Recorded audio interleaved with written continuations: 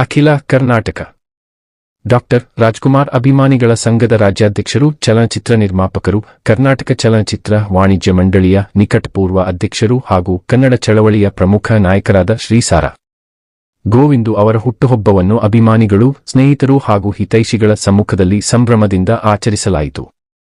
ಈ ಸಂದರ್ಭದಲ್ಲಿ ಕೇಕ್ ಕತ್ತರಿಸಿ ಎಲ್ಲಾ ಕನ್ನಡಪರ ಸಂಘಟನೆ, ರಾಜ್ಯಾಧ್ಯಕ್ಷರು, ಚಿತ್ರರಂಗದ ಗಣ್ಯರು, ನಿರ್ಮಾಪಕರು, ಚಿತ್ರ ನಿರ್ದೇಶಕರು, ಡಾಕ್ಟರ್ ರಾಜ್ಕುಮಾರ್ ಅಭಿಮಾನಿಗಳ ಸಂಘದ ಅಧ್ಯಕ್ಷರು, ಅಭಿಮಾನಿಗಳು, ವಿಶ್ವವಿಜಯ ಕನ್ನಡಿಗರ ವೇದಿಕೆ ಸಂಸ್ಥಾಪಕರು, ರಾಜ್ಯ ಅಧ್ಯಕ್ಷರಾದ ಶ್ರೀಮತಿ ಎಂ. ಬಿ. ವಿಜಯಲಕ್ಷ್ಮಿ ರವರು ಆಗಮಿಸಿ ಶ್ರೀ ಸಾರ ಗೋವಿಂದು ಅವರಿಗೆ ಹಾರ ಹಾಕಿ, ಶಾಲು ಹೊದಿಸಿ, ಗೌರವ ಸಲ್ಲಿಸಿ, ಉತ್ತಮ ಆರೋಗ್ಯವಾಗಿರಲಿ ಎಂದು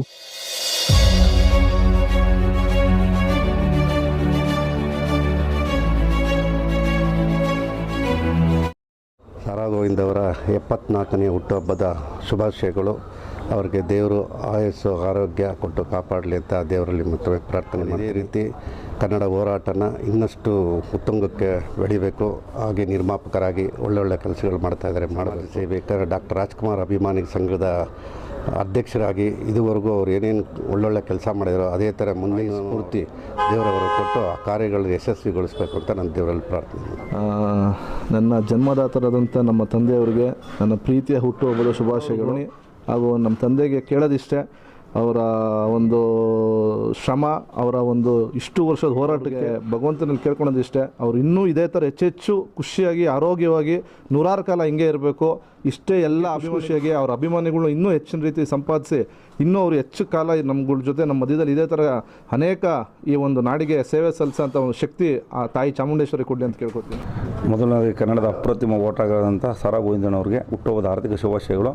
ಭಗವಂತ ರಾಯರು ಅವ್ರಿಗೆ ಇನ್ನೂ ಹೆಚ್ಚಿನ ಆರೋಗ್ಯ ಆಯುಷ್ಯ ಕೊಟ್ಟು ಇನ್ನೂ ಕರ್ನಾಟಕಕ್ಕೆ ಇನ್ನೂ ಶಕ್ತಿನ ಕೊಡಲಿ ಅಂತ ನಾವು ರಾಯರಲ್ಲಿ ಕೇಳ್ಕೊತೀವಿ.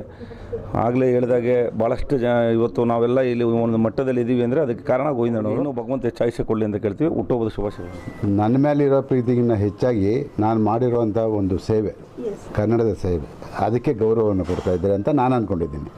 ಅವ್ರು ಅಂದ್ಕೊಂಡಿರೋದು ನಾನು ಎಲ್ಲ ಕಾರಣ ನನ್ನ ಆ ಹೋರಾಟ. ನನ್ನ ಹೋರಾಟದಲ್ಲಿ ಯಾವತ್ತೂ ಒಂದು ಕಪ್ಪು ಚುಕ್ಕಿ ಇಲ್ಲದೆ ತಗೊಂಡಿದ್ದು ಖುಷಿ ನನಗೆ. ಹಾಗಾಗಿ ಇವತ್ತು ಅವರು ಆ ಒಂದು ಪ್ರೀತಿಯನ್ನು ಇವತ್ತು ಎಲ್ಲರಿಗೂ ನನ್ನ ಮೇಲೆ ಇಟ್ಟಿದ್ದಾರೆ.